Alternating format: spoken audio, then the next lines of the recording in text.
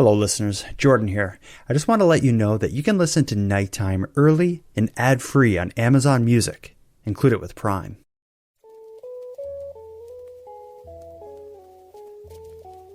You are listening to Keep Canada Weird, a weekly weird news roundup by the Nighttime Podcast.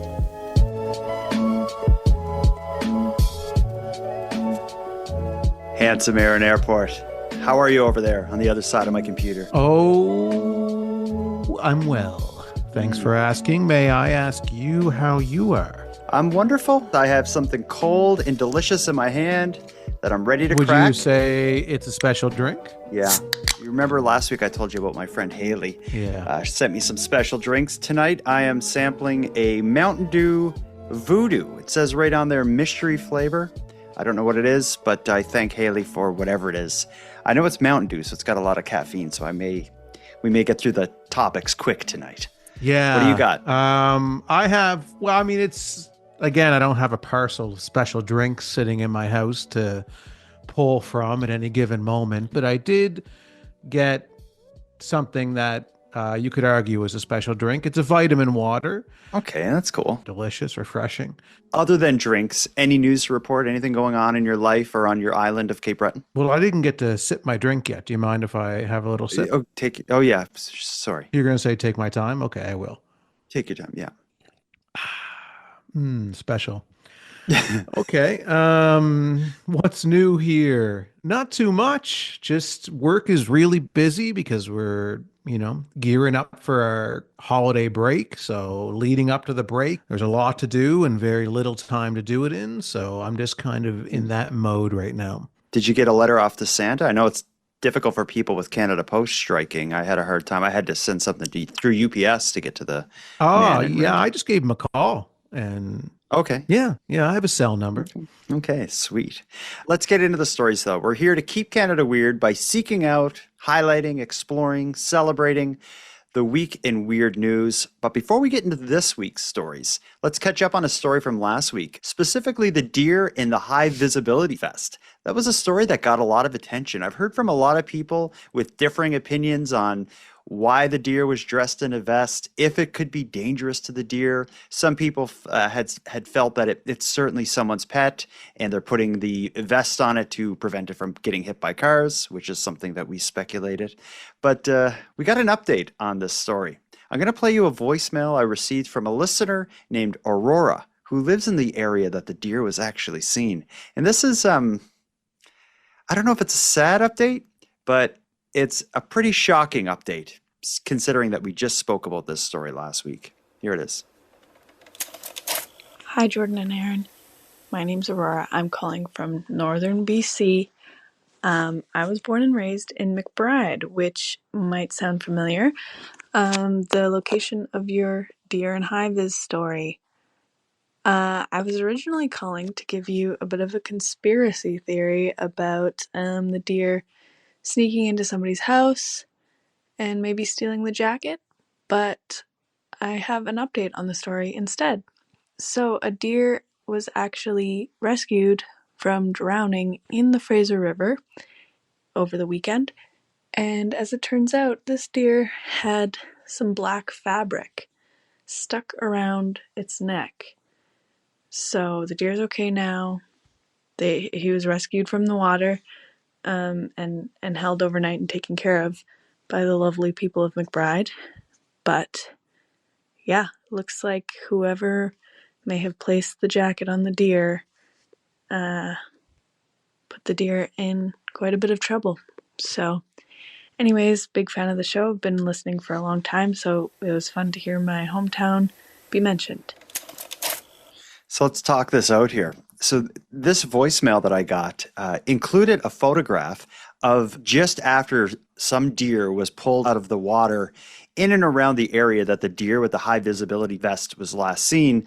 And the deer in the photo that I was sent has something kind of draped around his neck. And I'm pretty sure it's a high visibility vest, but it was just all kind of messed up from whenever they pulled it out of the water. But I'm pretty sure it's the same deer. What are the chances? Right. Well, unless this is a serial vester that's going around and vesting multiple deer, That's possible. So It's maybe it wasn't just the one deer that had the visibility vest put on it. yeah. There's still things we don't know. We can only speculate right now. If it's the same deer, which I believe it is, it's just a big coincidence that that deer was in the news and randomly had to be pulled out of water and rescued by people. Well, what other hijinks is this deer going to get into next? Is the question. This deer is maintaining a public life right now, and it probably feels the pressure of needing to one up itself every time that it wants to get into the news. So it's like, well, if the news is going to cover me again this week, it can't just be that I'm wearing a sweater or I'm wearing a dress or whatever. Maybe I have to fall into some water and be rescued and be like, oh my God, it's the visibility vest deer.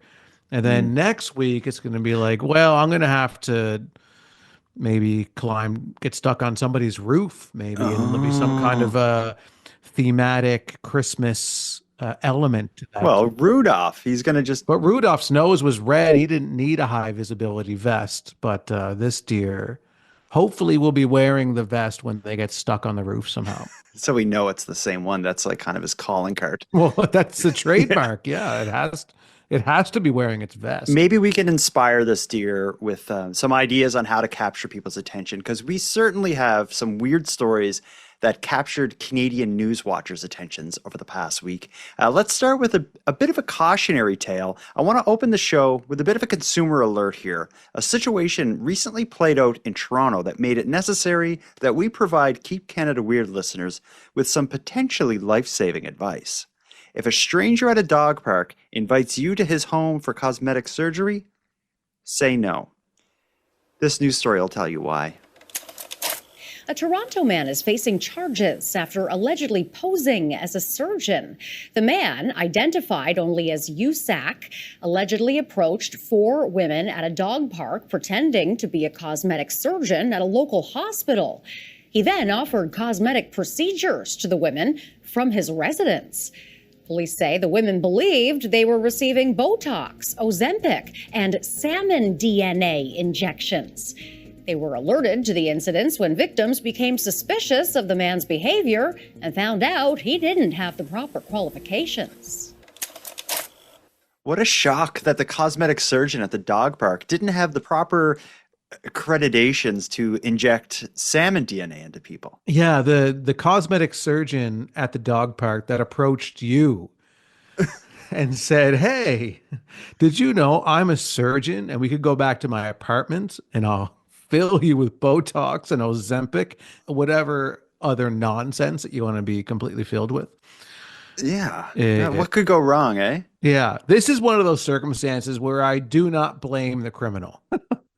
Yeah. Well, also, who is this mystery man? They don't even know his name in the news. They're like, identified only as USAC. Like, they didn't even get this guy's name yet. He's just this mystery surgeon that people are willing to go back to his house and get injected. I can't believe that anybody in half of a right mind would, after being approached by a complete stranger in a dog park who says they're a plastic surgeon, would go back to their house or their apartment or their lair or whatever you want to call it and get injected with anything by this person. Like, that is, we talk about how a lot of people get scammed on this show, and we start to lose sympathy for people who are getting scammed because it's like, come on, the information is out there. These scams are happening all the time. And so we kind of give a hard time now to these victims, and these particular victims, there's not, you couldn't pay me to have sympathy for these people. I am much more willing to give someone access to my banking information than inject my skin with a needle. Like, I'm going to double, triple check before you poke anything. And what's this salmon DNA thing? What's that all That about? must be, I have never heard of that. Maybe it's one of those kind of like holistic medicine kind of things, it sounds like. I'm sure some listeners are just heading to nighttimepodcast.com/contact right now to fill us in on what the potential benefits of injecting yourself with salmon DNA are, but Oh, if anyone knows, I'd love to hear. It certainly sounds like I'm pitching 100 ideas for a future comic book to Marvel Comics. One of them involves this guy who injected salmon DNA and, became Fishman. That's all I can assume. Why else would you want salmon DNA? What could it possibly do for you? I imagine there's probably, and now again, I'm not allowed to Google on this show. So guess what the hell? I need to be handcuffed to my desk right now to not Google because I'm dying to Google this right now, but I'm not going to. But I imagine it's similar to like how people would eat like shark fin soup because they believed that sharks didn't get cancer, so that there was anti-cancer properties Okay, so within that, eating shark fin and things like that. but that makes sense maybe though, because maybe it's some oils or fats or some kind of thing in the shark fins that can help you. But DNA is like the code that your body uses to build itself. Sure. But I don't believe digesting the DNA of a salmon would make your human DNA Would alter do anything it at all. different. Yeah. So maybe they're planning to, maybe there's some kind of a competitive river swimming competition that they're getting into. And it's like, I need as much salmon DNA that I can get on the black market as possible. But this is at a dog park. He's not at a swimming meet. Like, should it not be dog DNA or? Well, maybe he saw them and he's like, there's 4 swimmers right there. I can tell.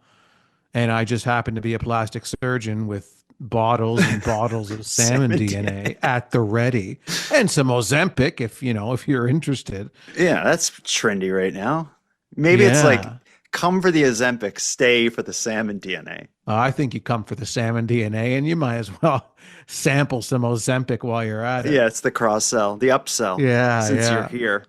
Well, actually, that plays into your like, aren't like professional swimmers often like kind of slender and sleek? And doesn't Ozempic make you lose weight? It's a diabetes drug that has also helps with weight loss. So it's Well, there you go. That's what's happening. This guy's trying to genetically engineer competitive swimmers. yeah, that's I think we cracked the case. Yeah. I think we All right, got to easy. the bottom of it. Yeah, it was easy for us. It's amazing that law enforcement hasn't tapped into us as a resource yet. When they can't solve a case, they should contact a psychic and us separately. Separately 'Cause I and think or together. We'll get a Zoom call going with local law enforcement, the police chief, the psychic, and you and I, and we'll just hash it out. since we solved this one, let's move on to another story. This isn't so much of a mystery as it is just a baffling case of not necessarily dumb Canadian criminals, but bold Canadian criminals. This is a story coming out of Edmonton, but I think it's going to be relevant for everybody because here in Canada, we're recording this at the beginning of December. It's tire changeover season. So of course, many of us are scrambling to get our summer tires swapped out for our winter tires before the first major snowstorm hits. And doing it is an annoying task, but it could be much worse. A lady from Edmonton is having a much more complicated tire problem than anyone listening to this show is having. Listen to the story of the tires being pulled off of a car in Edmonton. Here it comes. A brazen tire heist in West Edmonton. This security camera video from Wednesday morning shows a person using a pickup truck to pull the tires off Shannon Malotte's vehicle. Honestly, I was completely shocked by what I saw. In the video, you can see the person loading tires into the box of their truck. Then they reverse and pull another tire free. The truck drives off, leaving the vehicle without a single wheel. It slid my whole car right over. It was an unfortunate discovery for Malotte. She woke up Wednesday morning to a phone notification saying her tire pressure was low. When she went to check it out, what she found was much more serious than an air leak. My back end was halfway into the street and I thought someone had hit my car at first, and then I got closer and realized my car's on the ground It had no tires, no rims, and it was just sitting on its rotors. Malott had to buy 4 spare tires just to get her vehicle into a shop. 2 tow trucks in a row come the next day saying, I can't take your car. It's on the ground. I need wheels. Malott says she's contacted her insurance company and reported the theft to police. Edmonton police were not able to comment on the incident Sunday. Malott is still waiting to find out the full extent of the damage and what it will cost. It's going to cost me out of pocket for sure. It's not all covered by insurance. Times are tough in this country where you would consider stealing tires off of somebody's car, but even if you took that step and you went that far to steal tires, I wouldn't imagine the way you would have done it is just kind of like putting a chain around someone's tire, attaching the other end of your truck and just tearing the things off. Is that normal? That's shocking to me. It doesn't sound normal. No, I imagine you're risking damaging. Well, I mean, they're not going to care about the vehicle, the thieves, but couldn't you possibly be damaging the rim by doing that, by yanking the tire right off? I would imagine. I would think so, but maybe they only want the tire, and they're just gonna, if they damage the rim, they're just gonna chuck it or something. But rims are valuable too. I would be more concerned about would just be the noise that would make. I can't imagine how loud it would be to tear 4, one after another, tearing wheels off of a car with my big truck. I don't know. It doesn't seem like the noise that it made was what alerted anyone that this was happening. It was the fact that they came out and their tires were gone. Yeah, and their back end was out in the road. Yeah, all 4 tore off. So she did not wake up in the middle of the night being like, "What's that sound? That's got to be someone yanking my tires off," without you would never using any expect it. tools. Yeah, this is in Edmonton. It looks like she lives in in the city. I would have assumed that, I don't know, some kind of construction truck, street cleaner, maybe a garbage truck. I think if you were going to do this, a good night to do it would be on garbage night. If I heard banging outside my house on garbage night, I'd be like, someone's going through my recyclables.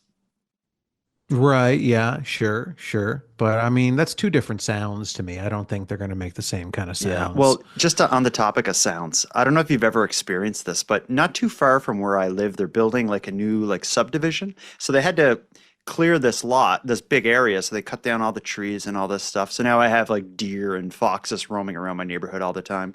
But what they're doing is they're blasting in the ground with I don't know, with dynamite or something. But every day, 5 times a day, if not more, I hear this really loud horn. It'll blast 3 or 4 times, and then the earth shakes and my house rattles. Really? The horn is, I guess, warning, another explosion's coming, and then you just hear boom. And it just rumbles. And I'm I think I'm a couple kilometers away from where this is happening. But when I'm in the basement of my house, and you can hear the window panes shaking on my house. It's kind of wild. Wow. It's that powerful. That's impressive. Yeah, and exciting too. Do you find it exciting? No, but yeah, at first it was exciting because I thought it was a mysterious thing. I didn't realize what it was. And then I started asking around, have you guys been noticing, a boom? And they're like, yeah, it's that new subdivision, everyone talks about. I was like, oh shit, Yeah, I gotta get out. I gotta get out more. Yeah. But all that to say, given the blasting in my neighborhood, I'm a little sensitive to sounds. I think my ears would perk up if someone was tearing parts off of my car with their truck. That's new to me. I brought this story forward because I don't think I've ever thought about how you would steal car wheels from someone's car, but I assumed it would involve being dressed in black with one of those with a tire iron and a race car. Well, that's kind of loud. I would go with the old school tire iron is what I would go with. Yeah, it's true. Slip in, slip out. Yeah, it's a little bit more grunt work, but I mean, you're stealthier that way, and then you just quietly take the wheels off and head on to your next victim. While we consider how we would steal wheels or tires from cars. Yeah, which is something we do often. Let's take a quick break. We'll think of the best way to do it, and we'll come back with another duo of weird Canadian news stories from the past week.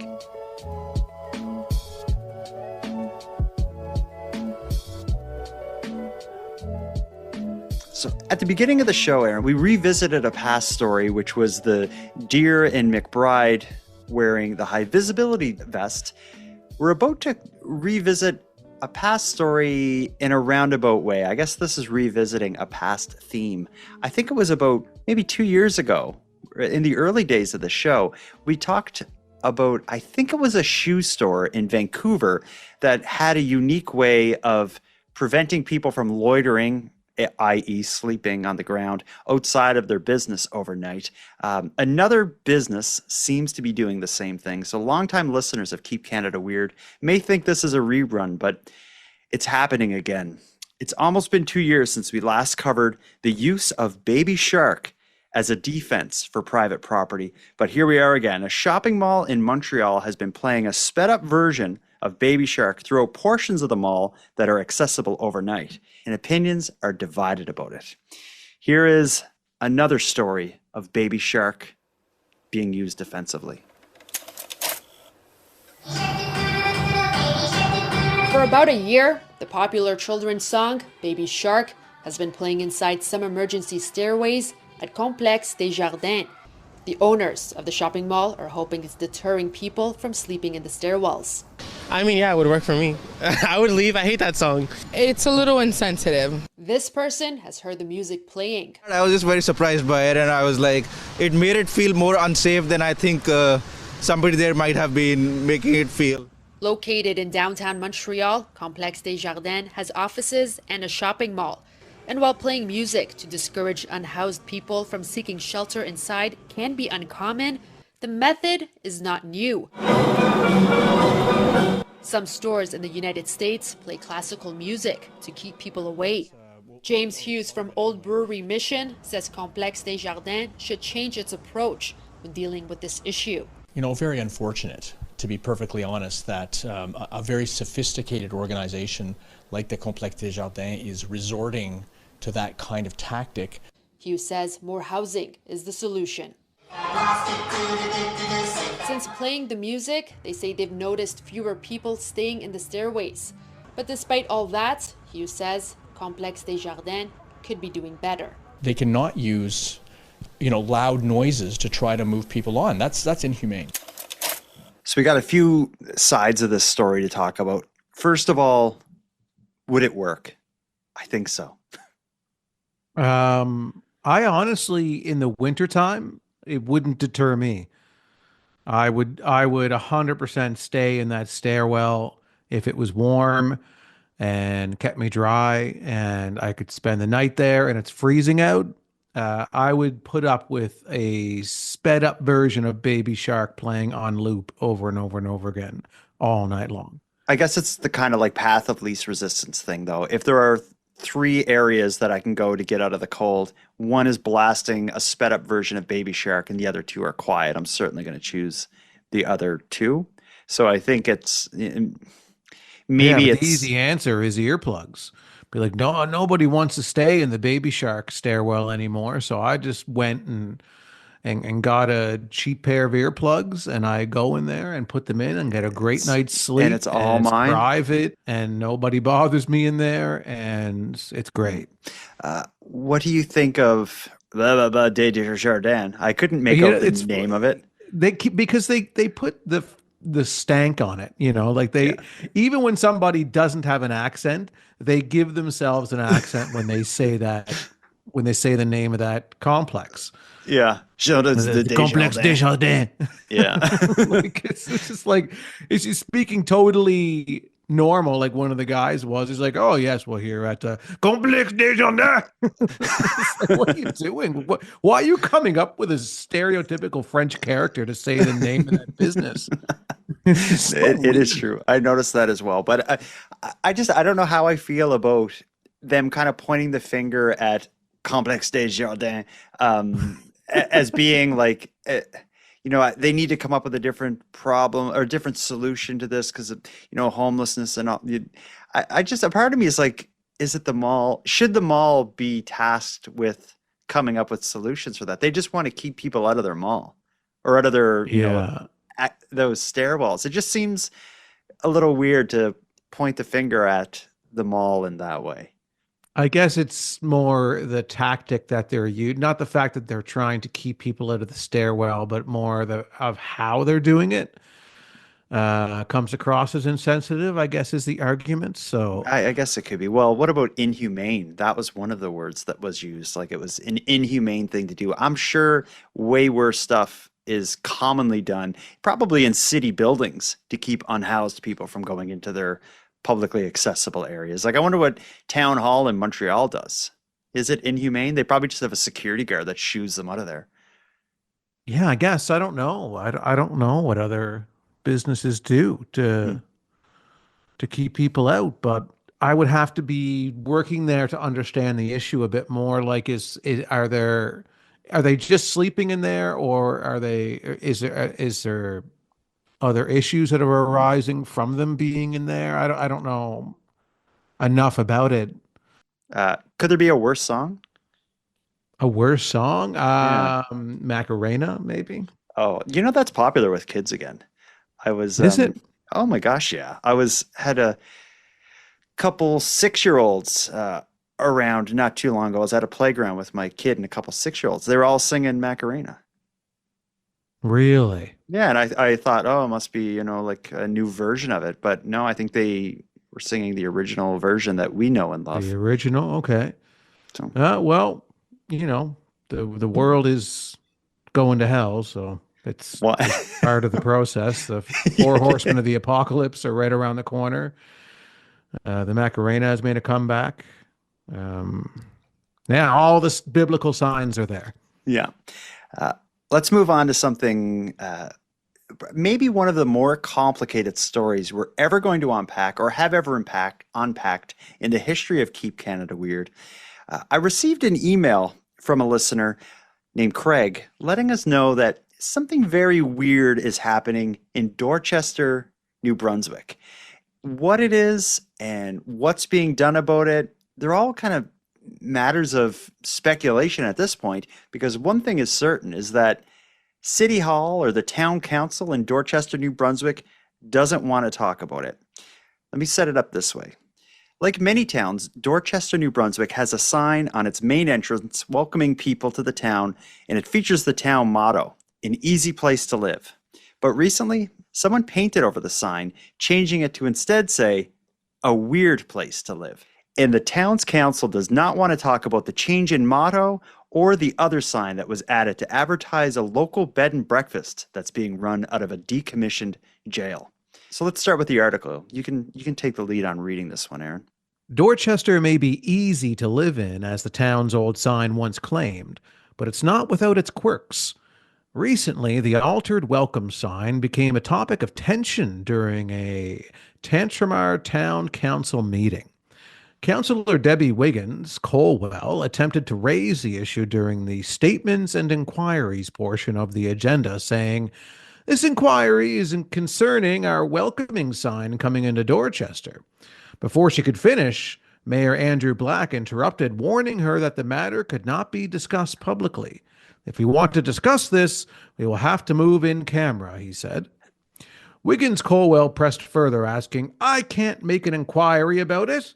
Black reiterated, "You can, but you can inquire in camera with us if you wish." With that, the council abruptly cleared the room of spectators and staff, except for essential personnel, to conduct a closed-door session. The discussion about the sign lasted nearly 10 minutes, though the specifics remained confidential. Asked about the sign later, Town CAO Jennifer Bourne declined to comment, citing legal reasons under the Local Governance Act.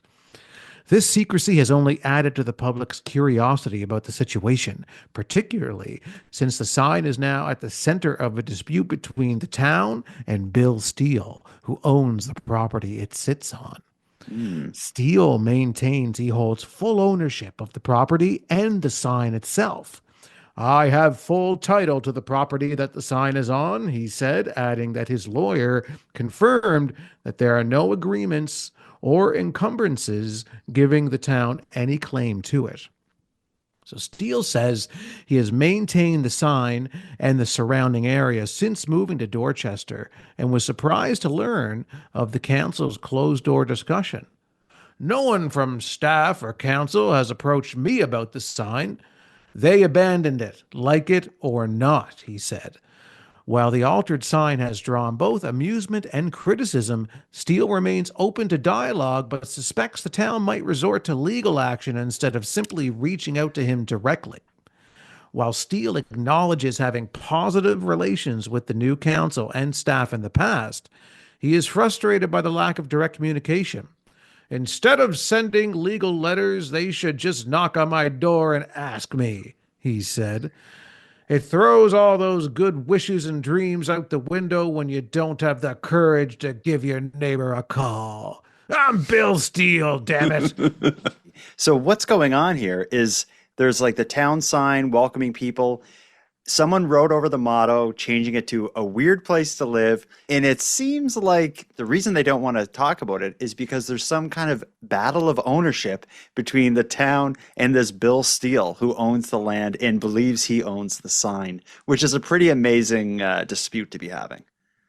It's interesting because you move to a place, you buy a piece of property, and it turns out this town's welcome sign is on that property that you just bought. So now you have adopted and inherited the town welcome sign. Mm-hmm. And when they say in the article that we read there that there's no encumbrances, meaning there's no like legal permission for the town to install things on this property. So it's just like if there had been a post there from a prior owner or something. Like Bill Steele believes he owns this sign. I can only imagine he wrote over it.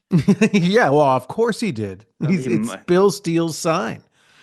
It's I want to talk a bit about him because it turns out that the person who bought the property that the town of Dorchester's sign is on is probably the most weird and interesting resident of the entire town. So when we talked at the beginning about the welcome to Dorchester sign, a weird place to live, I also mentioned that attached to this sign, there's this big kind of a colorful second sign at it that's advertising a website for, I think it's stayinajail.com. It's advertising an Airbnb that's run out of a decommissioned jail in Dorchester.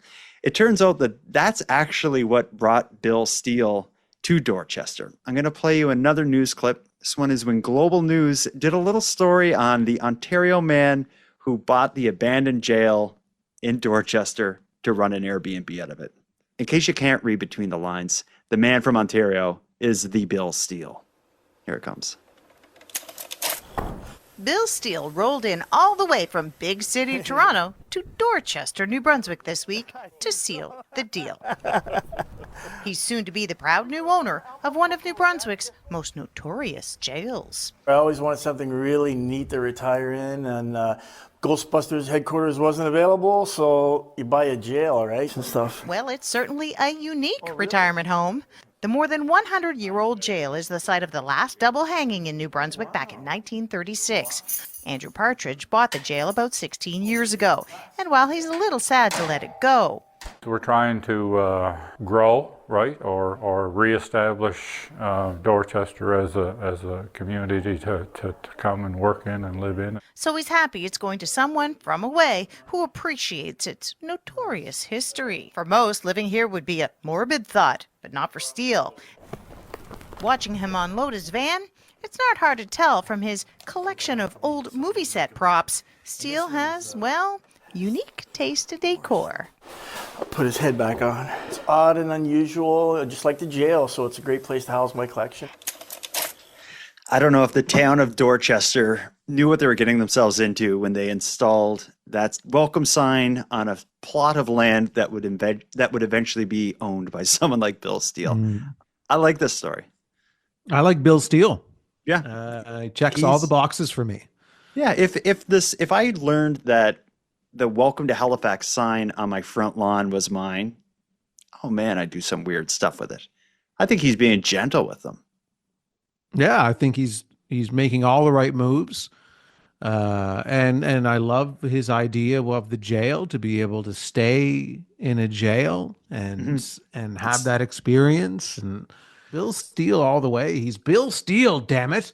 I like him. And that I looked at his website for the Airbnb. It's actually kind of cool. It doesn't look like Maybe it doesn't look like somewhere I'd want to sleep for the entire night, but it would be cool to be in a cell from like a, 100-year-old jail. Maybe, Dorchester's not too far from Halifax. If you want to maybe plan a road Yeah. trip, Aaron. Yeah, and we'll stay overnight. We could screw with the sign. Maybe Bill will let us mess with that sign. Yeah, we'll put a Keep Canada Weird sticker on it. Yeah. Well, it's kind of like a perfect brand partnership between Bill Steele and us. I think we should connect with this guy. I think we should make it the perfect trifecta partnership and get Robin's Donuts involved. Oh, they could cater the Keep Canada Weird live show and sleepover at Bill Steele's jail. We should have a Keep Canada Weird sleepover. Even if we can't do it in the jail, we should do it at someone's house sometime. We'll watch horror movies. We'll get pizza. We'll play Truth or Dare. Okay, I'd be more comfortable asking someone if I could perform cosmetic surgery on them at a dog park than I would be pitching the Keep Canada Weird sleepover to a lot of people. And that's because you're a sicko. You can do it. Let's take a quick break. When we get back from our final ad break of the evening, we will catch up with the consumer complaint story from last week. I'm talking about Randy versus the Airbnb host.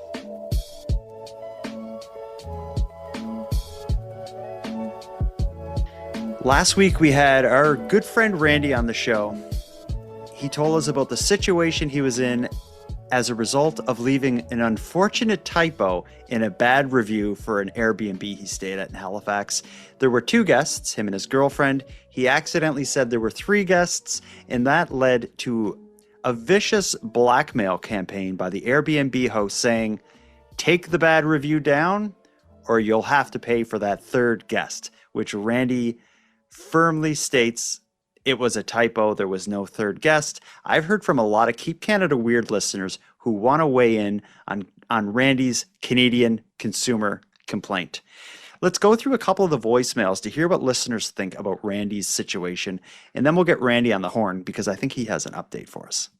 Let's start with someone who is unsupportive of Randy. This is Esther. She doesn't necessarily support Randy. Listen to this. Hi, Jordan and Aaron. I'm responding to Randy's consumer complaint.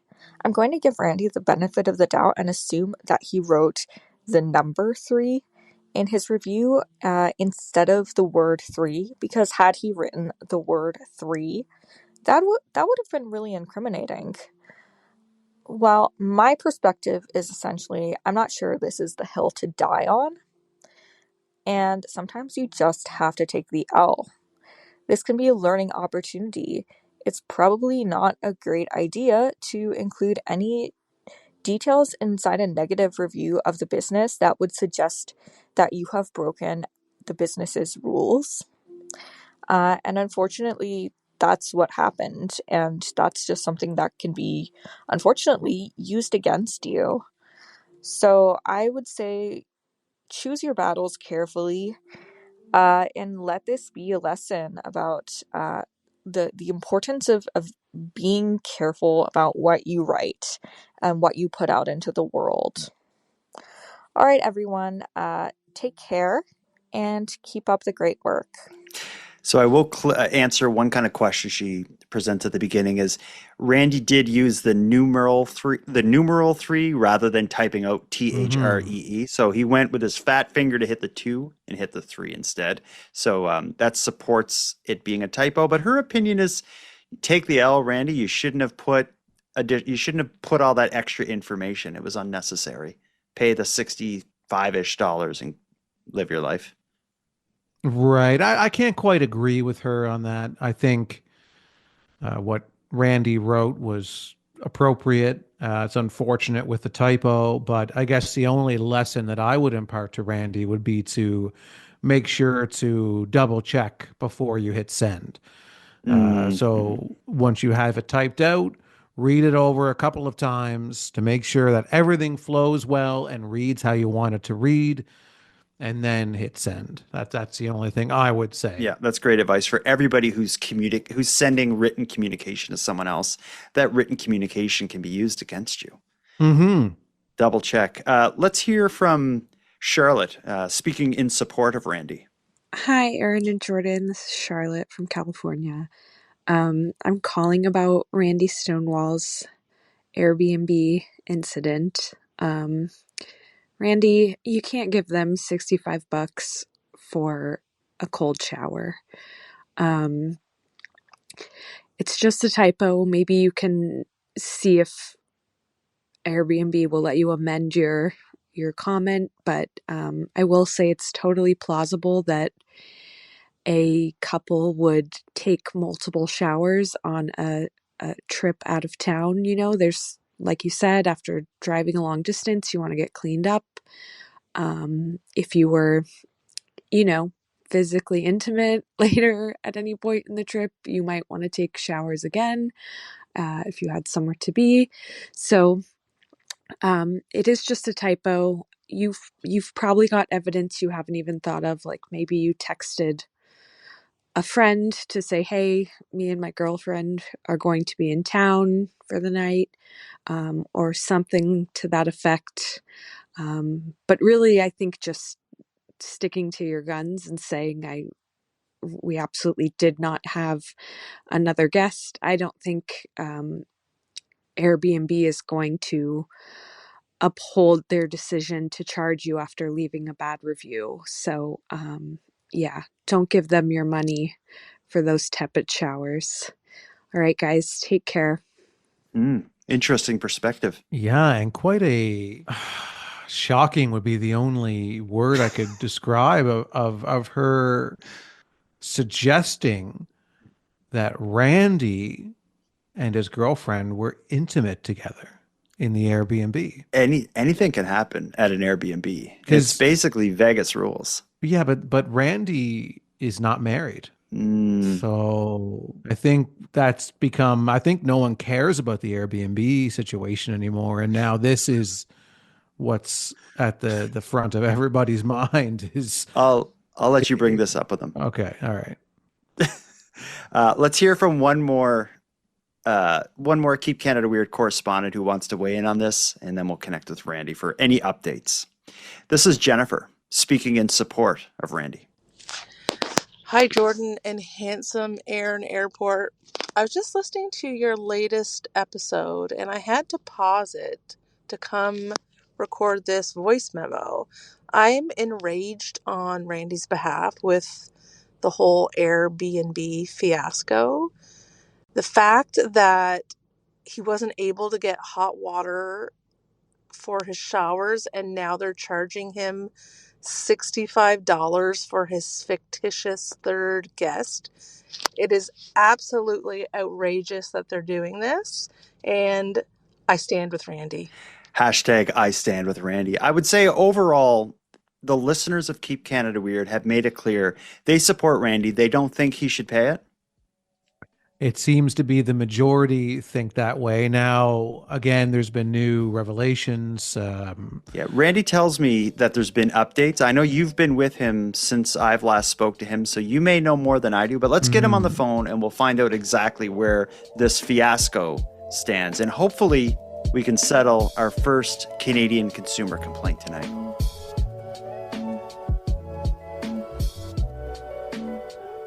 You there, Randy? Hey, of course. Before you joined us here, we listened to a few Keep Canada Weird correspondents who were weighing in.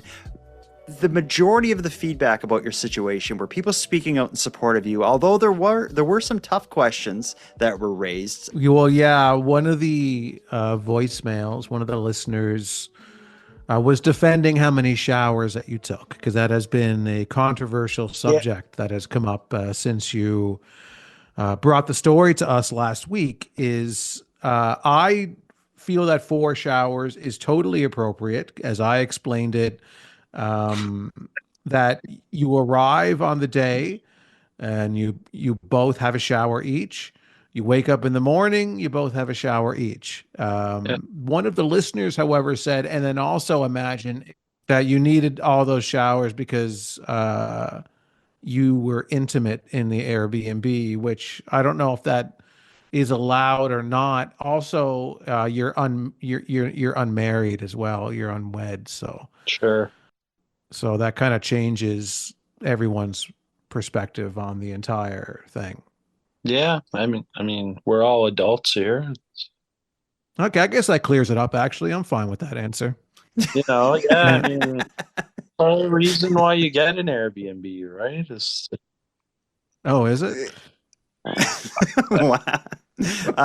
We're not here to talk about this. Randy, you promised an update to this story. Where we left off last week, you were confronted with this additional charge. Something popped up and you had to click accept or deny. You denied the charges, knowing that you may potentially have the fight of your life ahead of you. What's happened since Keep Canada Weird broke this story last week? I mean, I checked on the case. I went in, and it appears that Airbnb has dismissed this case. Justice has been served. Wow. So you stood up to them. You took a bold stance, and it worked out. Case closed. Anything you want to say to me and Aaron for supporting you throughout this? Well, I appreciate both you guys always, and also the Keep Canada Weird Army. Well, the ones who came to my defense on here.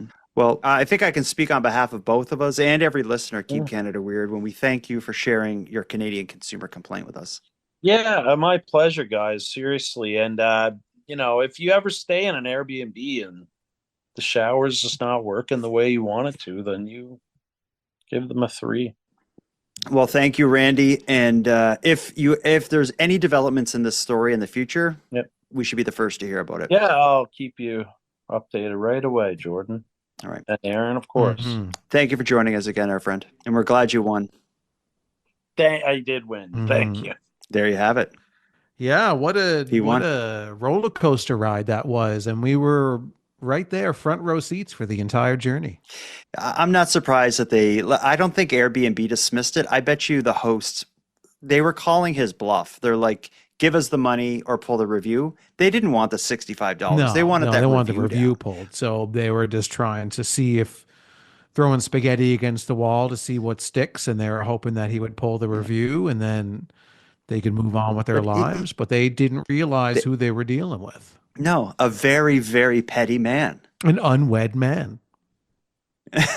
They should. Well, what he said last week is they didn't offer him any kind of compensation or anything. If they had said to him, like, sorry about that experience, next time you come to Halifax, we'll give you the place half price, remove the review and give us another chance. If you come up again, we'll give you a half price room. It doesn't work out, then give us a 3-star. Yeah, for sure. He would have accepted that. Yeah, that would be a reasonable response from them. For $65, he's like, no, I'm going on a podcast. I'm going to tell the world about this. But that was good. For listeners out there, if you enjoyed hearing a Canadian consumer complaint, let us know. We'll do more of these. And if anyone out there has a Canadian consumer complaint, we'd like to hear from you because I'd enjoy doing more of this stuff. I like this. Yeah. It's using the podcast for good. Yeah, that gives us something charitable to work for the rest of our lives, you and I, because we're not really good people that do good things normally. This is making up for a lot of mistakes we made along the way. And if this is how we can give back, if this is redemption, so be it. Well, God had put us here for a reason. We just didn't know what it was. And we were really trying different things throughout our entire lives to figure out what that thing was. And now we figured it out. It's Airbnb disputes mostly. Anything else we got to get into before we wrap this up? No, bed. I'm tired. You've had enough? Was your drink special? Did it do the trick? Yeah, I love it. It's a go-to drive drink for me, but I figured I would bring it onto the podcast tonight and share it with you. That's what makes it so special and nice, and it's tasty. And I'm glad you had a nice special drink too. And I will let listeners of the show know that we are ramping up our production of episodes. We are working on our next batch of Keep Canada Weird Remembers episodes. They are the ones where we will go back and visit an interesting moment in Canadian history, likely a moment you've never heard of, but we have a few really interesting ones in queue, ready to be discussed over the next few weeks, I hope. We'll start ramping those up. But anyway, we've been through enough tonight. We got to put a bow on this. Handsome Aaron Airport, until next time. Jordan Bus Stop Bonaparte, until next time. Don't believe everything you hear at the dog park. Don't let odd people stick needles in your skin. And certainly, If someone says the salmon DNA will help you in any way, they're lying to you. Yeah, and Jordan, until next time, my special drink next week will be salmon DNA. Do you think you could drink it? That's disgusting. Because I just think of... Never mind. I want to thank you for helping Aaron and I fulfill our mission to keep Canada weird. But if any one of you out there want to contribute to this mission even more, we need all the correspondence we can get. If something weird happens in your neck of the woods, or if you have any thoughts, theories, or opinions on anything we discussed tonight, we want to hear about it. The best way to reach us is by using the voice recorder that can be found at nighttimepodcast.com/contact. Aaron and I are really excited to hear from you. Now I'm going to start wrapping up this episode, but before I do, let me end with some thanks. First, a big thanks to all the Keep Canada Weird correspondents who contributed to this episode. If you heard a voice message of yours aired, please email me your mailing address at nighttimepodcast@gmail.com, and I'll have your Keep Canada Weird badge sent right out to you. I just ask that you wear it proudly and use it responsibly. Next, I want to give a big thanks to Aaron for sharing another great evening with me and with you, the listeners of the show. A shout out to you, Nicole, who provides the intro and outro voiceovers. And lastly, and most importantly, a massive thank you goes out to each and every one of you listening, as without your interest and your support, this show would be as pointless as it would be impossible. And now, on the topic of support, a very special thanks goes out to the newest premium feed subscribers, Jennifer, Sheila, and Michelle. Thank you for going premium. And for anyone else who'd like to support the show, you can do it in a variety of ways. First of all, a premium feed subscription costs just a couple dollars a month, and that money will fund the creation of new episodes. But the premium feed will also give you those new episodes 2 days early, give them to you ad-free, and give you access to a full back catalog of episodes. That sounds like something you're interested in. You can go premium right now at nighttimepodcast.com/subscribe. And even if the premium feed isn't for you, you can still support the show by sharing this episode on social media and letting all your like-minded friends know why they should listen. Your support is very much appreciated. Now, until next time, take care of each other, hug your loved ones tight, and let us know if you see anything weird. Keep Canada Weird is written, hosted, and produced by the Nighttime Podcast. And now to our viewers and listeners everywhere. Good night. Hi, Jordan. This is Lydia from California.